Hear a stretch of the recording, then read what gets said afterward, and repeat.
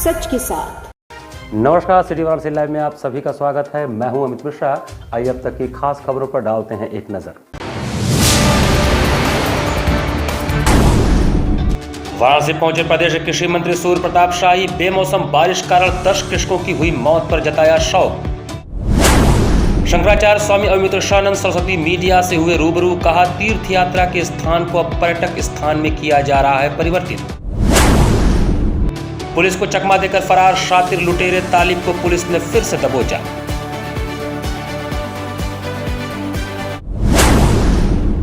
और northern railway mains union ने 16 सूत्री मांगों को लेकर दिया धरना। और अब समाचार विस्तार से। केदारघाट स्थित विद्यामठ में मीडिया से बातचीत में ज्योतिष पीठ के शंकराचार्य स्वामी अवधूतानंद सरस्वती ने कहा कि पहले मंदिर धार्मिक स्थान थे, लेकिन अब पर्यटन स्थल बनते जा रहे हैं। ज्योतिष पीठ के शंकराचार्य स्वामी अवधूतानंद सरस्वती ने सोमवार को केदारघाट स्थित विद्यामठ में मीडिया से बातचीत कर कहा कि पहले मंदिर धार्मिक स्थान थे, लेकिन अब यह व्यवसाय के स्थान बनते जा रहे हैं। तीर्थ यात्रा के स्थान अब पर्यटन स्थान में परिवर्तित होने लगे हैं। अब केवल विश्वनाथ मंदिर के बारे में चर्चा करने से नहीं होगा।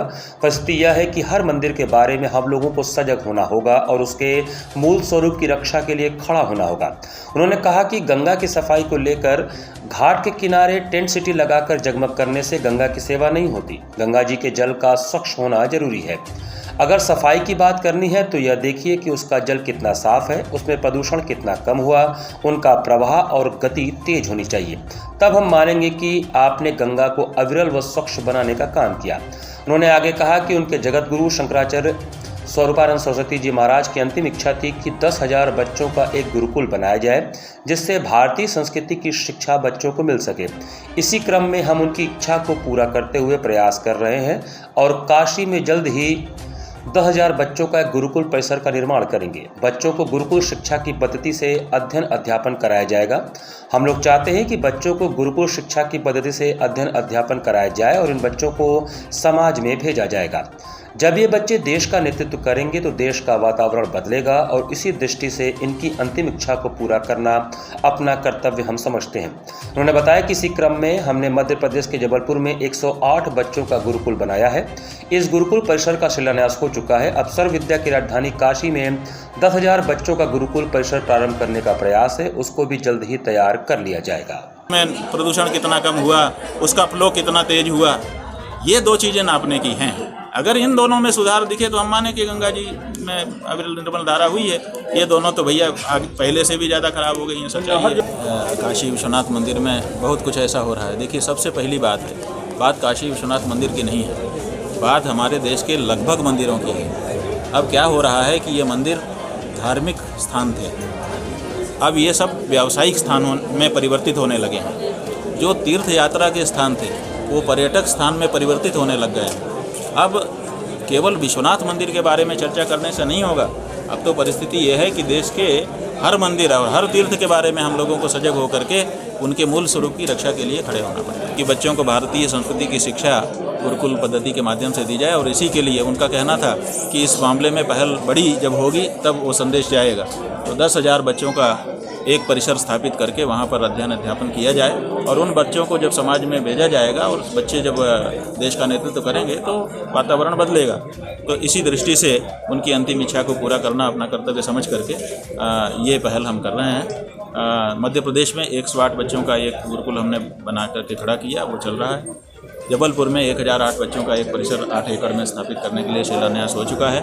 अब काशी में 10,000 बच्चों का एक परिसर स्थापित करने के लिए हम लोगों ने यहाँ पर प्रयास आरंभ कर दिया है और उसको भी जल्दी ही पूरा करना चाहिए।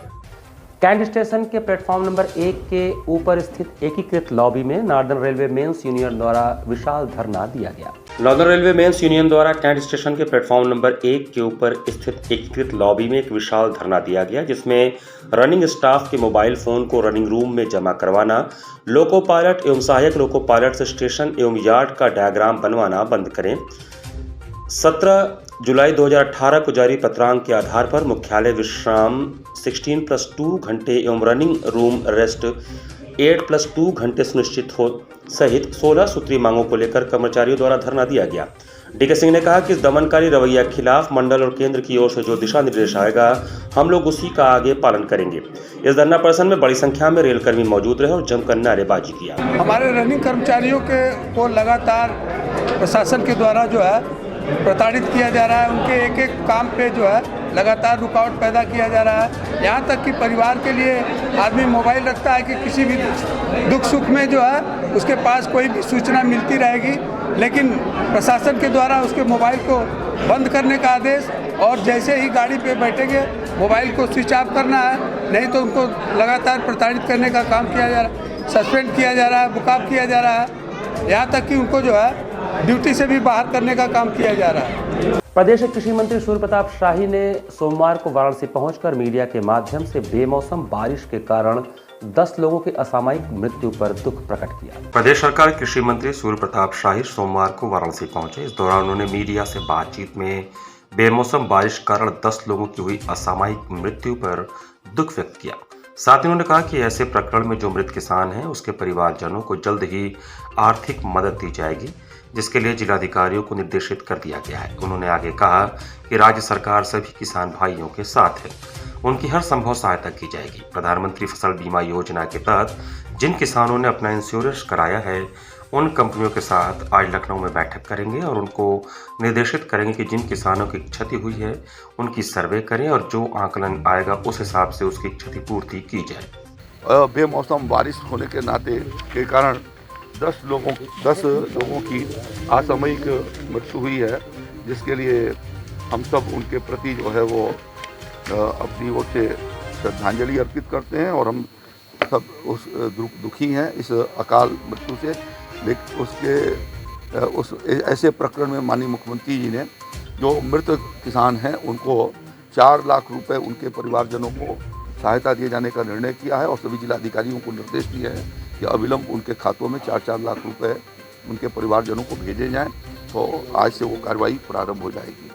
4 जनपदों के भीतर अधिकारियों ने दी है, उस संदर्भ में भी उसका परीक्षण कराया जा रहा है और ये विशेष रूप से जो ललितपुर, अंबेडकर नगर, बुलंदशहर और प्रतापगढ़ में, तो वहाँ जो क्षति का आकलन होगा उसके आधार से उनको क्षतिपूर्ति दी जाएगी। राज्य सरकार सभी किसान भाइयों के साथ है और उनको हर संभव सहायता करने के लिए जो मापदंडों के भीतर है उसको करेंगे।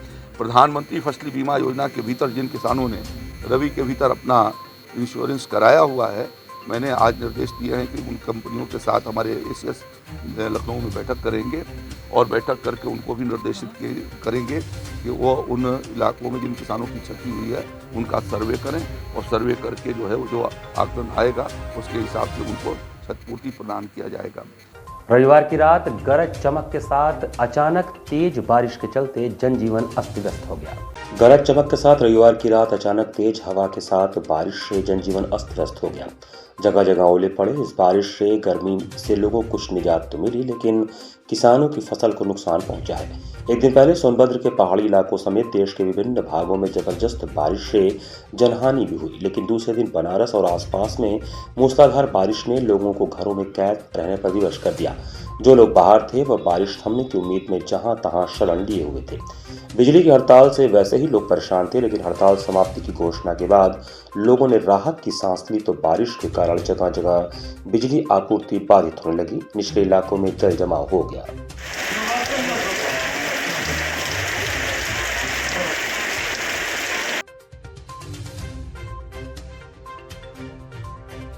दस क्विंटल नींबू को हवाई मार्ग से शारजहां, दुबई सहित अन्य खाड़ी देशों में भेजने के लिए नींबू लदी गाड़ियों को हरी झंडी दिखाकर रवाना किया गया।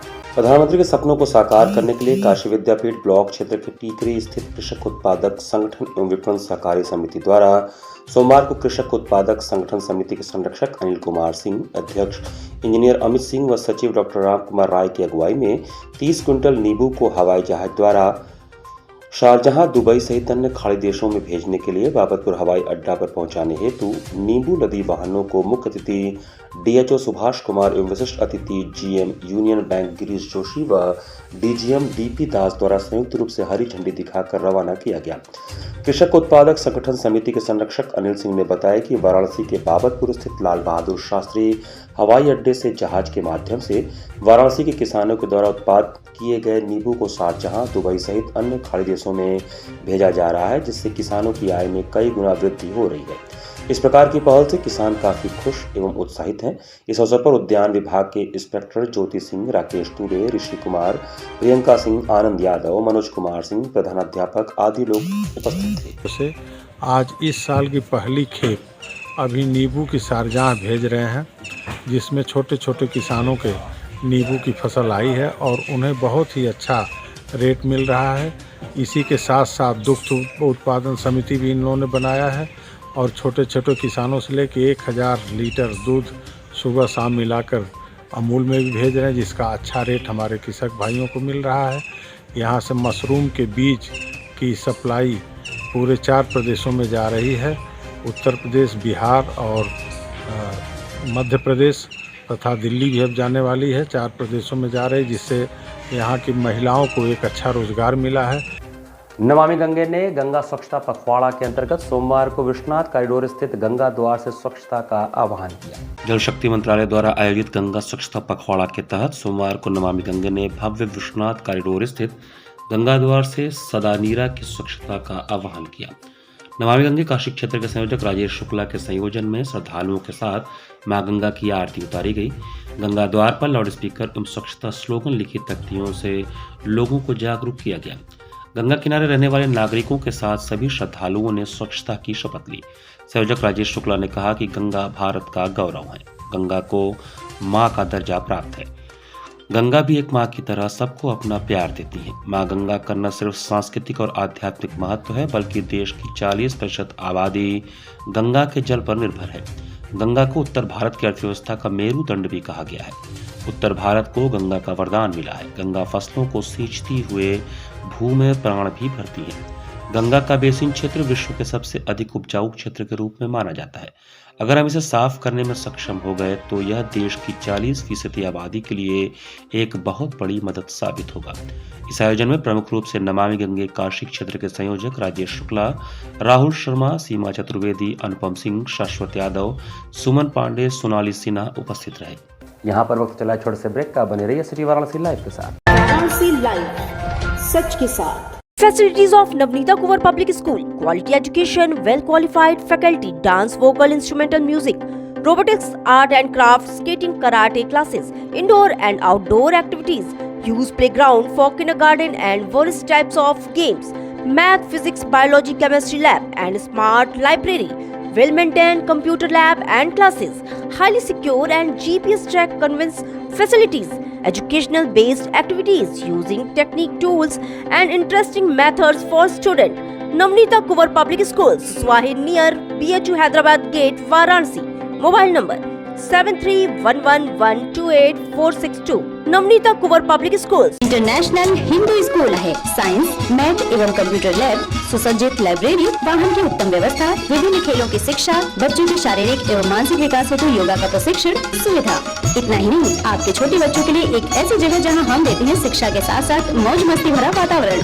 International Hindu school, Nagwa, Lanka, Varanasi. Swami Harsevanand public school वातानुकूलित छात्र छात्राओं हेतु छात्रावास की सुविधा, हरितिमा युक्त खेल का मैदान, indoor game, outdoor game, NCC, ABC certificate तथा कैरियर काउंसलिंग की सुविधा, विज्ञान, कला तथा कॉमर्स के साथ वैकल्पिक विषयों की एक लंबी श्रृंखला, कम फीस में उत्कृष्टम अध्ययन की व्यवस्था, शहर के सभी भागों क्षेत्र में बस की सुविधा, विज्ञान, कंप्यूटर तथा सभी आधुनिकतम प्रयोगशाला है, ऑडियो वीडियो क्लासेस की सुविधा। Swami Harsevanand public school and hostel शिक्षण समूह शाखाएं हड़वा घाट, रमना, वाराणसी। Phone number 9554995413।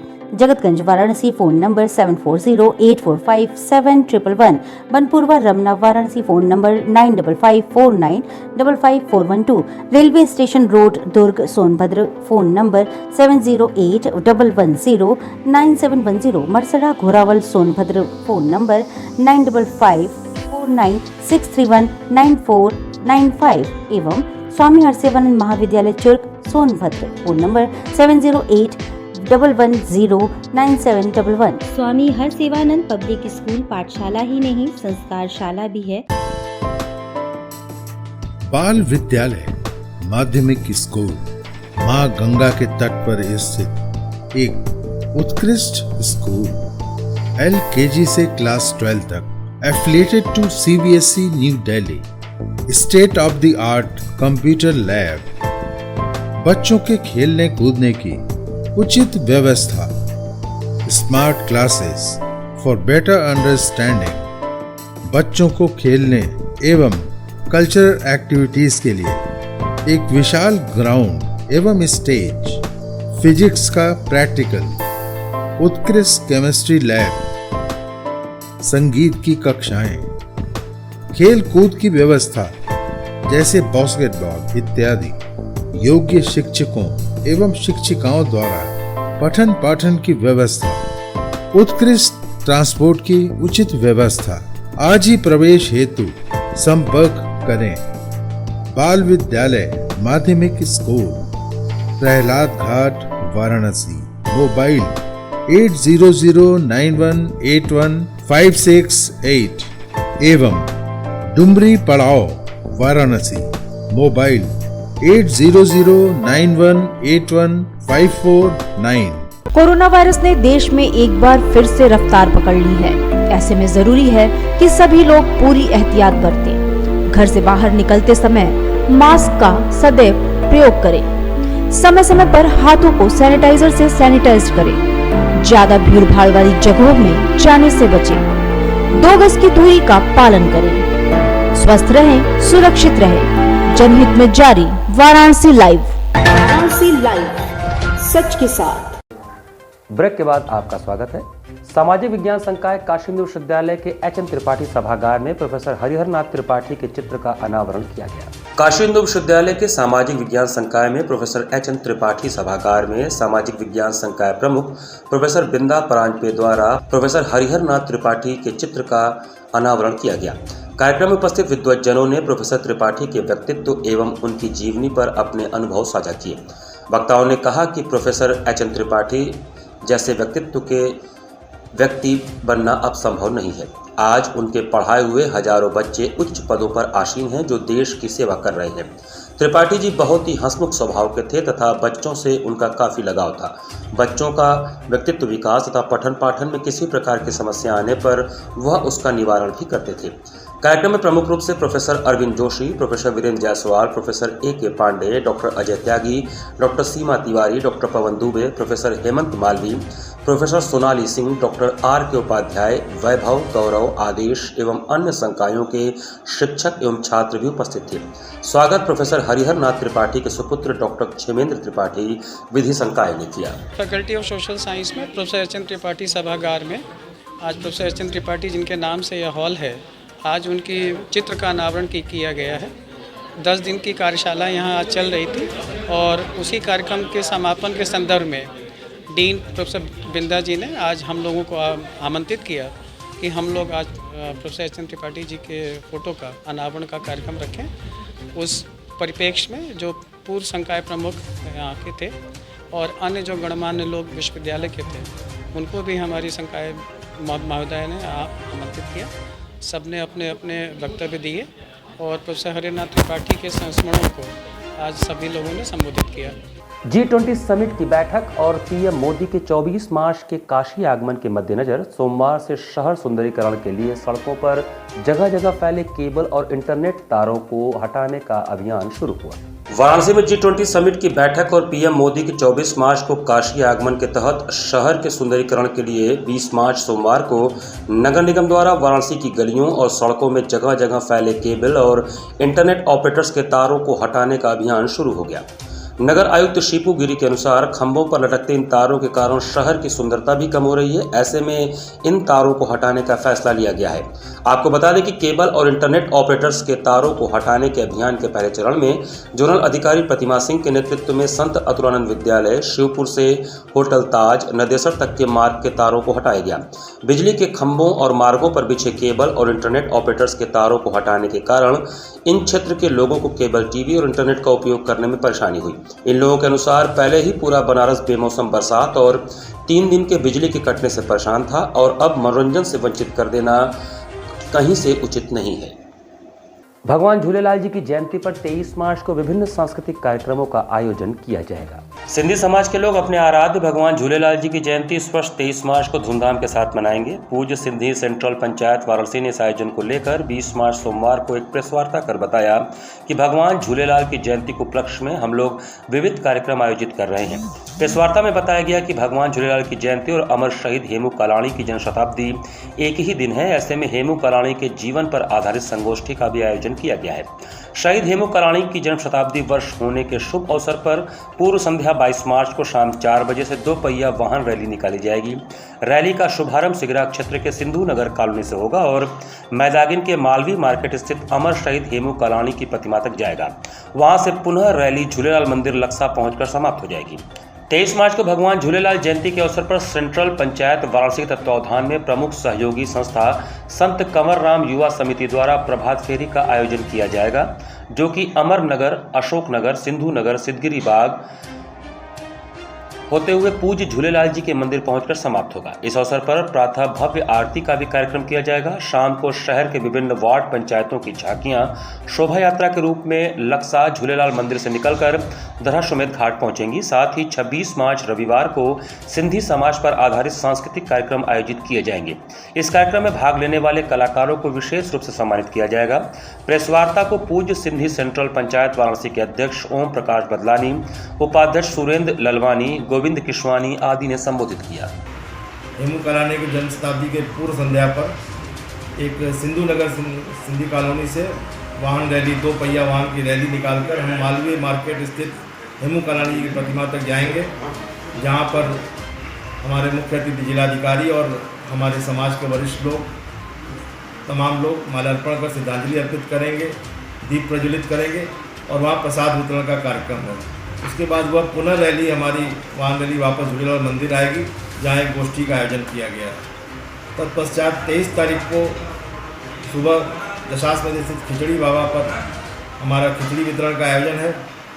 उसके बाद हमारा झूलेलाल जयंती कार्यक्रम झूलेलाल मंदिर में प्रारंभ होगा, जिसमें सामूहिक जनेऊ संस्कार का कार्यक्रम है, जिसमें संभवतः 25 बच्चों का नाम आ चुका है हमारे पास। उसके बाद 12:30 बजे महाआरती का आयोजन है। महाआरती के बाद आम भंडारे का आयोजन है, जिसमें जो शाम तक चलता रहेगा। भंडारे की समाप्ति के बाद शाम को पुनः आरती के साथ हमारा झांकियाँ और बाराना साहब लेके हम लोग विसर्जित के लिए जाएंगे दशाश्वमेध घाट। अस्सी घाट पर 22 मार्च को नव संवत्सर समिति काशी मातृशक्ति द्वारा नव संवत्सर का स्वागत एवं अभिनंदन होगा। नव संवत्सर समिति काशी मातृशक्ति द्वारा 22 मार्च को सायं 3 बजे से अस्सी घाट पर नव संवत्सर का स्वागत एवं अभिनंदन होगा। काशी के लगभग 50 से अधिक संगठन एक बैनर तले एकत्रित होकर इस पुनीत कार्य को संपन्न करेंगे। इस संदर्भ में प्रेस वार्ता कर समिति की पदाधिकारियों ने बताया कि महाभारत का एक सुप्रसिद्ध श्लोक है, धर्मो रक्षति रक्षितः। भगवान कृष्ण अर्जुन को उपदेश देते हुए कहते हैं कि कर्म धर्म की रक्षा करो, धर्म तुम्हारी रक्षा करेगा। धर्म की रक्षा का तात्पर्य है धर्म प्रदत्त जीवन शैली अपनाना। वर्तमान समय में इसकी अत्यंत आवश्यकता है, जहां पाश्चात्य के प्रभाव से प्रभावित होकर हम आंग्ल नववर्ष इस कदर मनाने लगे हैं। उससे मुक्त होने के लिए भारतीय नव संवत्सर के प्रति जन जागरण की महती आवश्यकता है। समिति के पदाधिकारियों ने बताया कि 22 मार्च को अस्सी घाट पर लगभग 2000 महिलाएं पीले परिधान में एकत्रित होकर सामूहिक स्तुति करेंगी और मां गंगा को दीपदान करेंगी और साथ ही संकल्प लेंगी कि हम अपने सनातन मूल्यों की रक्षा के लिए सदैव तत्पर रहेंगे। मातृशक्तियाँ हमारे साथ है। हमारा एक संकल्प है कि हम अस्सी घाट पर 22 मार्च को कम से कम 2000 मातृशक्ति को एकत्रित करें, पीले वस्त्र धारण करके, और एक हम स्तुति पढ़ेंगे। हमारा कार्यक्रम यही है कि हम पीले वस्त्र में सारी मातृशक्तियाँ वहाँ इकट्ठे होंगे घाट पर, स्तुति पढ़ेंगे, मंत्रोच्चार होगा। उसके बाद अंत में हम दीपदान करेंगे और एक संकल्प लेंगे कि हमारा ये कार्यक्रम सतत चलता रहे और बृहद से बृहत्तर रूप धारण करे। 3 दिन पहले पुलिस को चकमा देकर जैतपुरा थाने से भागे शातिर लुटेरे तालिब को पुलिस ने रविवार को गिरफ्तार कर लिया। पुलिस को चकमा देकर जैतपुरा थाने से 3 दिन पहले भागे शातिर लुटेरे तालिब को पुलिस ने रविवार की रात 10 बजे जलालीपुरा क्रॉसिंग से गिरफ्तार कर लिया। पुलिस ने उसके पास से एक तमंचा बरामद किया है। डीसीपी काशी जोन राम सेवक गौतम ने सोमवार को अपने कार्यालय में मीडिया को तालिब के गिरफ्तारी की जानकारी दी। गौरतलब है कि शकर तालाब निवासी मोहम्मद परवेज ने 28 फरवरी को थाने में मोबाइल लूट की रिपोर्ट दर्ज कराई थी। पुलिस विवेचना के दौरान जलालीपुर चुंगी के पास किराए के घर में रहने वाले परवेज और तालिब का नाम प्रकाश में आया। इसके बाद पुलिस ने शाबिर को गिरफ्तार कर पूछताछ के बाद उसे जेल भेज दिया, लेकिन तालिब हाथ नहीं लग पा रहा था। पुलिस उसकी काफ़ी समय से तलाश कर रही थी। वह 1 साल से वांछित चल रहा था। इसके बाद मुखबिर की सूचना पर पुलिस 16 मार्च को तालिब को गिरफ्तार कर थाने लाई। रात भर थाने में रहा और पुलिस कर्मियों को तरह तरह के पैतरे देता रहा। आखिरकार 17 मार्च की सुबह 8 बजे वह शौच का बहाना बनाकर थाने के पुलिस कर्मियों को चकमा देने में कामयाब हो गया और भाग निकला। तब थाने से उसकी फरारी की खबर सोशल मीडिया में वायरल होने लगी थी। अभियुक्त तालिब लूट में वांटेड चल रहा था और अभी कुछ ही दिन पहले जैतपुरा की पुलिस टीम ने इसको गिरफ्तार किया था और ये पुलिस कस्टडी से फरार हो गया था। और पूरी टीम ने पुनः तत्परता से इस अभियुक्त को गिरफ्तार किया है और पूरी टीम ने बहुत ही सराहनीय कार्य किया। इसको नगद पुरस्कार से पुरस्कृत भी किया जाएगा। ये अभियुक्त तालिब लूट में भी वांटेड चल रहा था और साथ ही साथ पुलिस कस्टडी से फरार हुआ था, उसमें भी ये वांटेड चल रहा था। सर, इसका कोई एचएस रिकॉर्ड तो नहीं है? इसका अभी आपराधिक इतिहास जो है संकलित किया जा रहा है। हिस्ट्री सीट अभी तक नहीं खुली है, लेकिन अब इसकी हिस्ट्री सीट खोलने की कार्रवाई और आपराधिक इतिहास संकलन की कार्रवाई और साथ ही साथ इसके द्वारा अपराधों से क्या अर्जित संपत्ति की गई है, इसकी जानकारी पूरी विवेचना के दौरान की जा रही है। क्या क्या बरामद हुआ इसके पास? इससे एक नाजायज असलहा व कारतूस बरामद हुए हैं। गोवर्धन धाम में आकर्षक झांकियों के साथ धूमधाम से होली महाउत्सव मनाया गया। गोवर्धन धाम में आकर्षक झांकियों के साथ धूमधाम से होली महामहोत्सव मनाया गया। कार्यक्रम का मुख्य आकर्षण राधा कृष्ण व भूत भावन महादेव की झांकी थी। आयोजन में हजारों लोग परिवार सहित उपस्थित थे। आयोजन की अध्यक्षता अशोक यादव, अध्यक्ष गोवर्धन पूजा समिति ने किया। स्वागत कोषाध्यक्ष विनोद यादव पप्पू ने किया। संचालन महामंत्री पारस यादव पप्पू ने किया। इस अवसर पर ट्रस्ट बोर्ड के अध्यक्ष गोपाल जी यादव, संरक्षक सीताराम यादव, इंजीनियर अशोक यादव, उपाध्यक्ष राजाराम यादव, दिनेश यादव, शिव आधार यादव, विनोद यादव, अशोक यादव, राजेश अहिर, ब्रिजेश यादव आदि की उपस्थिति रही। ये होली का जो पर्व है उसमें हम लोग एक समारोह परिवार वाला रखे, पारिवारिक मिलन, होली मिलन समारोह। और आज हम लोग समस्त यादव बंधु अपने परिवार सहित यहाँ एक समारोह रखे हैं, जिससे हम लोग आपस में एक मेल जोल और आपसी परस्पर बढ़ सके। इस वजह इसको मद्देनजर रखते हुए होली एक प्रेम और सौंदर्य का त्यौहार है, तो उसके अंतर्गत हम लोगों ने एक यहाँ पे होली मिलन समारोह रखा। इसी के साथ सिटी वाराणसी लाइव का ये संस्करण हम समाप्त करते हैं। मुझे दीजिए आज्ञा। नमस्कार।